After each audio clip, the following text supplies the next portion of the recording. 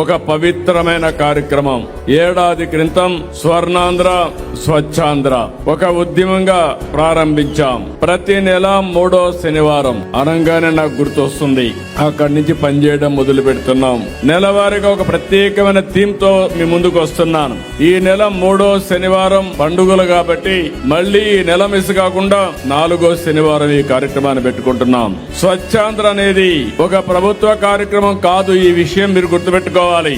ఇది మన జీవన విధానం కావాలి. అందుకే నేను కొన్ని కార్యక్రమాలు పెట్టుకున్నాను. ప్రతి నెల మొదటి తారీఖు వస్తే పేదల సేవలో నేనే కాదు, ప్రజా ప్రతినిధులు, అధికార యంత్రాంగం, ఎన్డీఏ కూటమి నాయకులందరూ కూడా ప్రజా సేవలో మమేకం కావాలి. మాకు గుర్తుండాలి, పేదవాళ్ల సమస్యలు అర్థం చేసుకోవాలి. మీ సమస్యల పరిష్కారం కోసం అనునిత్యం పనిచేయాలనే ఉద్దేశంతోనే పేదల సేవలో పెట్టాం.